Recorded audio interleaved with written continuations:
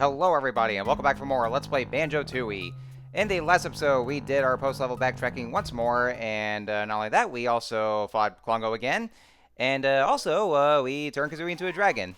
Yep, Kazooie's a dragon now. Just only for every other world that there is, though, and so, I'm not really going to be using Dragon Kazooie for quite a lot, though. Just, for, like I said, just for the some of the levels that thematically make sense for a dragon like Kazooie, so... Anyway, in this episode, we are now in our 5th level in this world. This is Terrydactyland, and Terrydactyland, it is, of course, obviously enough, it's a dinosaur-themed level.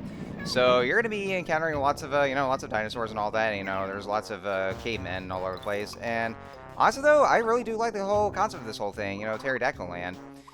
And, with it being dinosaur themed. Although, I mean, it's not really the first time that Banjo's been into something that's dinosaur related, because, there was, oh, thank you. There was Dino Domain from Diddy Kong Racing, which was, which is, of course, Banjo's debut, and, for the whole thing.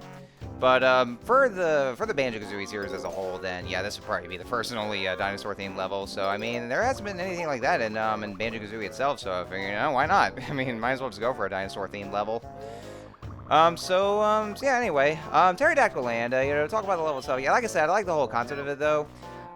This is actually where, well, I want to say the next level is probably the more infamous one, and, yeah, there's actually that one, white, supposedly Jinjo there. Well, it's actually a Minjo. Yeah, we already collected that one white Jinjo because it's the only one. But yeah, you see the white one, it's like, you're not fooling me. I know you're a Minjo. You never get Jiggy from Rocknut's tribe. We got big, tough armor.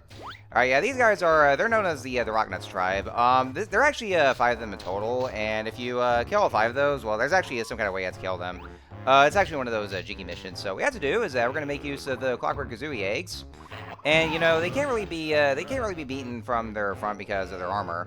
However, if you actually shoot over there, and then you see that there is their ass right here. Ah, not fair. Found gap in armor. Others not so easy. Still 4 of us left. So yeah, what we have to do is you have to shoot the Clockwork Kazooie eggs over to, make sure it's over to where it's behind where, the Rocknuts won't really turn around, because they will always turn around and facing your kind of position. But you shoot the Clockwork Kazooie egg and go around to where their open asses are. Yeah, it's literally showing that, even despite the fact that this game is rated for everyone. And then just blow them up like that. So that's actually how you do it. Like I said, there's 5 of those in total, and getting all 5 of those, then you'll get a Jiggy for that there. So anyways, and also to go over the enemies right here. These guys, these are called the Bargosaurus, and if they see you, they'll try to barge at you, hence their name, Bargosaurus. Yeah, they'll just be encountering a lot of the enemies here, so, they're a bit tough, though, if you just use the forward roll, but just by using the Rat-a-tat Rat, then, then they'll actually just go down one hit. And so, yeah, because of the fact that Terrydactyland is a dinosaur-themed level, then that's actually one of the main reasons I'm going for Dragon Kazooie, because, since dinosaurs are reptilian, and dragons are also reptilian, so yeah, therefore, it makes more sense for, Kazooie being a dragon. And also, there's a Jandros hatch up there, which means a new move for us right here, so let's go ahead and see what this next one is. These are these Springy Step shoes. Those are the new shoes that will be, that'll be unlocked for us, so yeah, there's actually, like, two new footwear here. So what it is that you put those on, and then if you press the A button for jumping, then you'll actually be able to reach higher ledges, so you'll jump really high.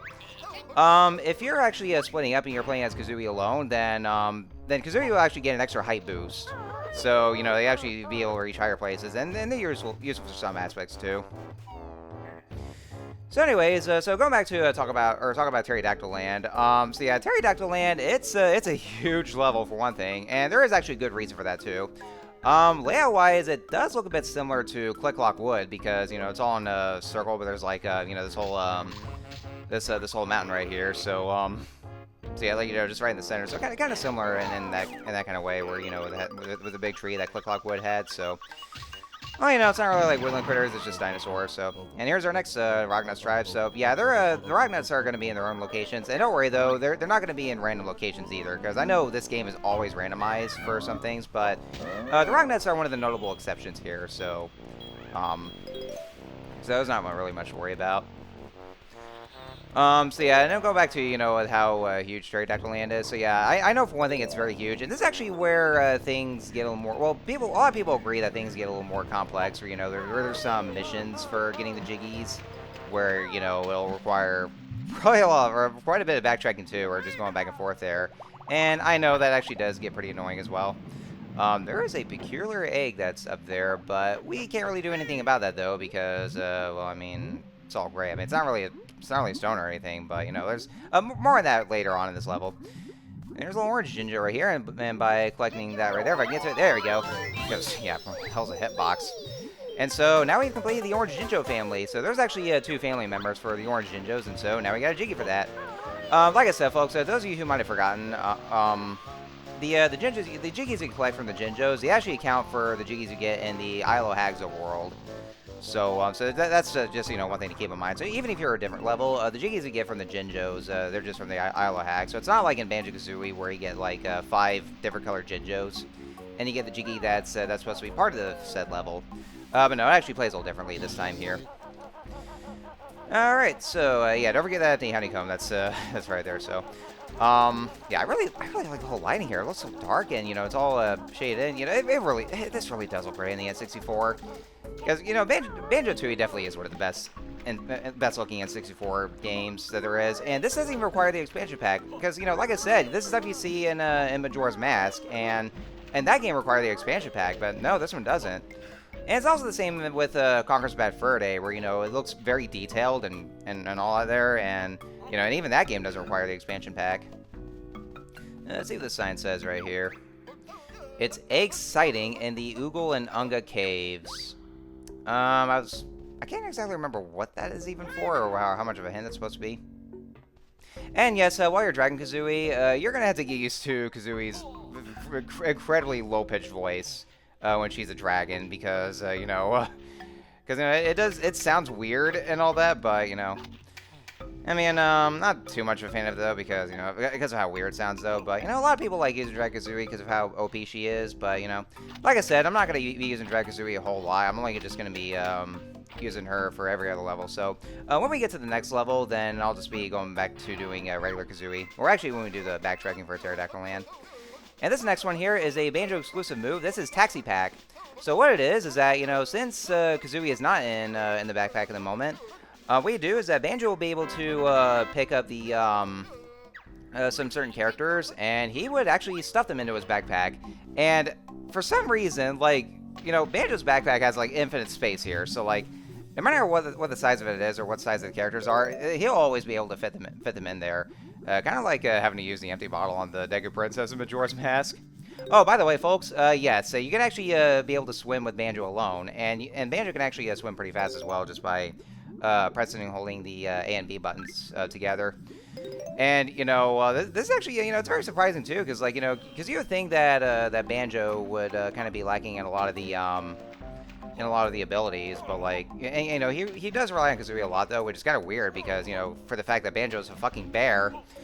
But yeah, Banjo is actually perfectly capable of swimming by himself and all that, because, you know, because if he had Kazooie with him, then Kazooie's usually the one to do the work though, but no, Banjo is actually capable of doing all the swimming here, and he's surprisingly good at it too. So, you know, so at least Banjo is still capable of some things in his own right. So, I mean, you know, there's some things he can do as well. Even though, like, you know, from what we know about him, he has, you know, some self-doubts about himself or some confidence issues for part of his personality, but you know, it actually goes to show that, you know, he doesn't really have to doubt himself too much, so, yeah, but anyway, so, to try to go back to doing, well, actually, one more hint me go. I'm sorry, I'm trying to go back to talk about Terrydactyland itself and some things that people think, but there's some more enemies to go over and some things I also want to talk about too. So we have another one of those flying enemies, very similar to the Grunty Dactyls in Isle of Hags. These guys, they're the Saurosaurus. They're basically just these regular pterodactyl enemies we see here. They work very similar to those Grunty Dactyls, but you know, but the Saurosaurus, so, you know, as soon as they see you, they'll try to swoop down on you. And I'm actually trying to kill this guy with the eggs, because I know he's going to try to get in the way. Because you can see that this pathway over there is narrow, and I want to get over to the cage over there because that's where one of the rocket launchers probably are. So, Yeah, because what will happen is that if you get hit by the source or basically anything, yeah, this game also does, yeah, you'll be suffering some knockbacks. Because, you know, since this game kind of does work or behave the same way as Banjo-Kazooie, you know, in terms of the gameplay and control, there will be knockbacks. And you know, if you get hit by the Sorceros, then from this narrow pathway, then you actually could get knocked out the mountain, and you have to go all the way back up. So, yeah. I mean, it's not really as grueling as fucking Rusty fucking thing, that goddamn engine room.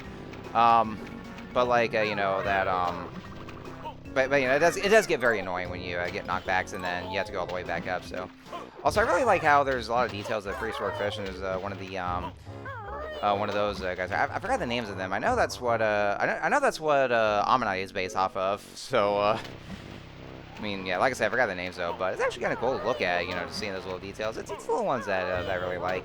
Even though they're all 2D objects though, but that's just enough for what the N64 can handle. So anyways, let's see, so yeah, so to talk about Terrydactyland, so, yeah, like I said, this is actually where things kind of start to take a turn, where, you know, things get a little bit more complex and all that. I mean, considering this whole game is supposed to be a bit of a Metroidvania concept, or we're kind of mixing in with the Zelda elements and all that, because, you know, because from what I hear from Rare is that they kind of took a bit of inspiration of Ocarina of Time because of its huge success, and so they kind of want to try to rival that with Banjo-Tooie, just, you know, just kind of giving in some bits and pieces from it too. So, like, you know, some certain puzzle elements or the level size and all that. So, and that's actually where I'm gonna go ahead and talk about, you know, what some people, you know, a lot of people nowadays, and I mean a lot of people these days would actually just, you know, they would just go and, you know, lately from what I've been talking about, how Banjo-Tooie has been getting more flack in recent years, from what I noticed, because like, you know, I don't know what happened though, but, you know, maybe there's some people that actually prefer Banjo-Kazooie over Banjo-Tooie because, you know, they kind of prefer the simplicity of it, and you know, I mean, it's fine and all that, but like, you know, if you just, I mean, if you prefer Banjo-Kazooie and or over Banjo-Tooie, then, you know, that's fine. You know, all the more power to you though. I just think Banjo-Tooie has, you know, some more stuff. Well, I mean, you know, basically just more things that, you know, make things better. Like, you know, because like. But one reason, you know, that that I personally prefer Banjo-Tooie over Kazooie is that you know, they basically took what made Banjo-Kazooie so great and expanded on it. And so at the time, it was, you know, widely acclaimed, and it was you know, it was very much considered to be the better of the two. In recent years, however, many people have been you know, giving this game so much flack, and they would just go like, yeah, it's too big and you know, stuff like that. And you know, and I'm mainly looking at the those hypocritical people who, you know, complain about the game's levels being too big. Yeah, they're actually perfectly fine with you know, other overworld games, like, let's say, Breath of the Wild or / Tears of the Kingdom, and those games are big. So, like, you know, they're perfectly fine with that. And Ocarina of Time and Majora's Mask had some large scale levels, and nobody complained about that too. So, like what the hell? I don't know, but. Just on myself right there. Let's go ahead and use the spring step shoes right here. And, Chomposaurus, stomach carnivore. Oh, shit. Don't tell me I have to find him, because I hear music here. Well, we don't have to find him, do we? Do we have to find him? What are you doing? Why are you sniffing? Personal space, please. Oh, shit. Oh. We're dead. We're totally dead. Oh, wait, what? We're not? Oh, inside Jumba's belly. Can you hear me in there? I won't digest you if you help me out with my little stomach problem. Do you want to hear what you've got to do? Yeah, sure. I mean, what's catch? These nasty blarg ulcers keep appearing from my stomach lining, and they really hurt. I want you to shoot them before they disappear again. So yeah, it's another one of those mini games where, and it is actually going back to the first-person shooter kind of a mini game. It's not like really like those kind of mazes that you do, because it's not really in the it's not really in this level though. But this is actually the only instance here. So so we're doing this little mini game right here. What we have to do is that we basically just have to shoot these ulcers, and the point threshold for this is 75 points. So so yeah, same as before. Just remember the color coding for each of the points that you get from them, and so yeah, just keep shooting. And you also get infinite eggs as well. So yeah, you know, just keep shooting those. It's always easy to just by pressing holding the R button to get the reticles to appear. and then you just just keep shooting away. And so yeah, that's all you have to do. So it's really easy. A lot of the mini games in Banjo-Tooie are just really easy here. But yeah, just to make sure you get 75 points worth of the of this mini game, and then that's when you get your Jiggy. And that's all she wrote. So that's all you gotta do. You can also move around this the stomach if you want to though, but I just stay position and just keep shooting away. So that's basically all I have to do. I think the beak bayonet would work as well, or well, it will work, but it's not really recommended to do because it's not always accurate to do so. So I mean, I say don't do it. They'll just keep shooting at the eggs. And then there we go, and that's all there is to it. So so after getting all that done, then and I thought it was a biscuit for some reason. So let's go ahead and get this Jiggy, and then we'll just go ahead and leave here. You are given the option to play this game if you want to, so it's like, even though you basically solve the problem of some things, you actually are allowed to play this game, or play the minigame again if you want to. So, see, I mean, that's just how it's treated as, because, you actually, so you do heal his stomach problem, but you can actually still go back to it and then do it again, so, I don't know, maybe it just has a really bad stomach virus or something like that, so. Anyways, that was all done, and so, now let's, come out before, just, I can do it like that, or just regurgitate like that, so. Anyway, so yeah, going back to, the whole, complaints about here. So, yeah, many people just, just go and bash the game over it being too big. Yeah, they're perfectly fine with other games with, a lot of the open world games, and, even Ocarina of Time has those aspects, and nobody complained about that, so, and also, they also complain about how this game is, too big and all that. Yet, they also forget the fact that fast travel actually exists, because, there's warp pads everywhere, so this game does have fast travel. Not only that, though, but unlike, say, the likes of Donkey Kong 64, whenever you use a warp pad, you actually are given the name of the location that you're going to. So, so you actually kind of see what we talk about here. Like, it'll say, near Mumbo's Skull, or near, or at some certain location. So you actually know exactly where you'd be going to. Whereas, in Donkey Kong 64, they're kind of fast travel. Like, the game does have fast travel as well, but, like, you just, go on them, and you have to just unlock one warp pad and go to the other that has same color and same number, and then you just teleport instantaneously like that. And it doesn't even tell you the name of what it is, though, so it would probably be more easy to get lost in, like, to those who aren't really fans of DK64, and, they don't really recognize the level so much, so that's actually, so it is kind of a valid thing to say about all that there too, but Banjo-Tooie though, like, yeah, you see, like this here, you're just using the warp pads and you just going fast travel like that. Now, the one thing I do agree with is, of course, and this is only noticeable if you're playing this on the original N64 console, is that, the very choppy frame rate, because, the game does chug, so that much I will agree that the frame rate does tend to get real bad. But I'm playing this on the NSO, so therefore the frame rate issue is gone. So there's that at least. It was the same with the Xbox ports. So with increased frame rate, and so there's not much of the issue here either. So that's that. Anyway, we got this guy here, Dippy, seeker of beverages, and that poor guy. He looks very thirsty. So thirsty. I need water badly. Why not go and look for some then? It's not going to just drop out of the sky. The sun burns poor Dippy, so I must stay in my cave. Please get me a drink. Yeah, sure. I mean, it's not, yeah, I mean, for one thing, because we would just say, not like these things just fall right out of the sky. Yeah, fall right out of the sky. Dude, we're falling right out of the sky! We gotta drop the load!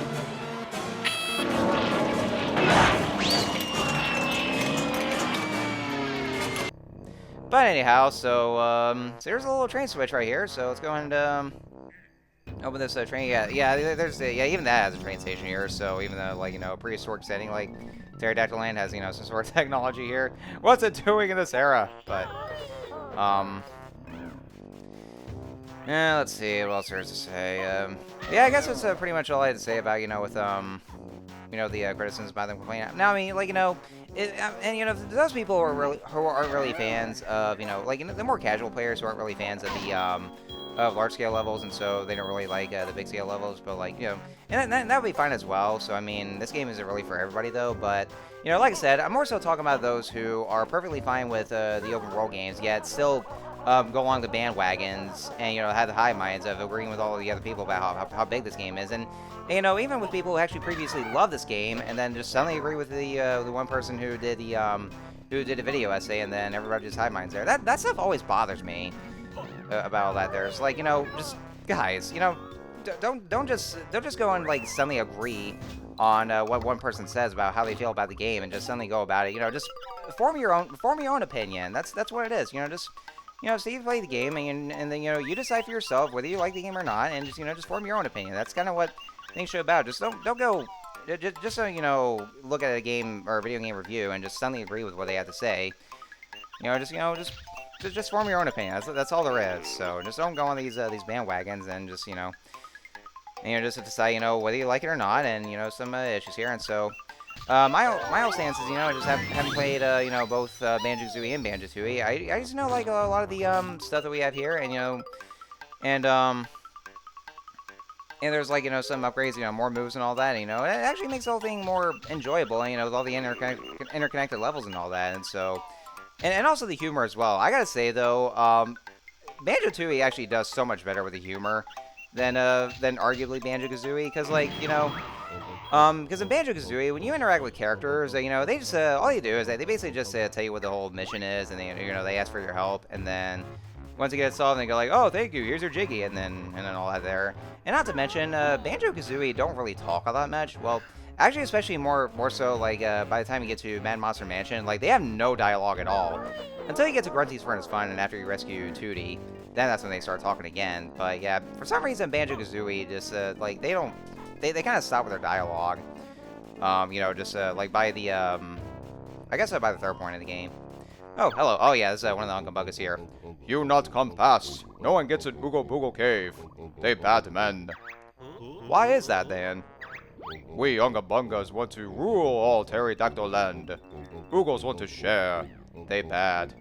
Huh, what's wrong with sharing? I mean, it's not that bad here. But yes, we can't get in this cave, because, well, you know.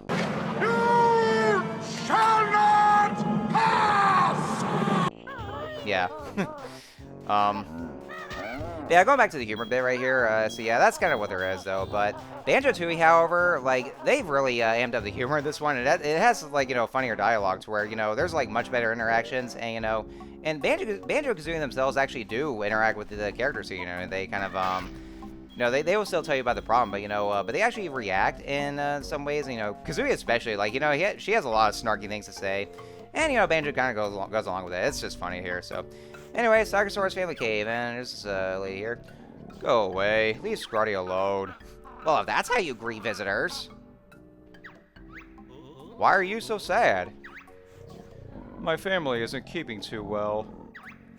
Now you've done it, Banjo. Just wait until you hear all the problems she wants us to fix. Alright, well, let's hear it then. Look at my eldest Scrat. He's very sickly and needs a doctor urgently. Which doctor? I don't care. Any doctor will do. I've heard there's a crazy shaman that lives on the cliff top who might help. Scray here was out walking one day and came back this size. Now he's too small to be a proper dinosaur. Scrat has gone missing. She took some money from my purse and headed off to the train station. So many problems. I told you so, Banjo. We'll see what we can do. Wonderful. It's nice to know not every character in this game is bad. Yeah, see, like that there. So yeah, just kind of have to go with the fourth wall breaker here, because you know, the Banjo-Kazooies is always very well known for their fourth wall breaks and all that.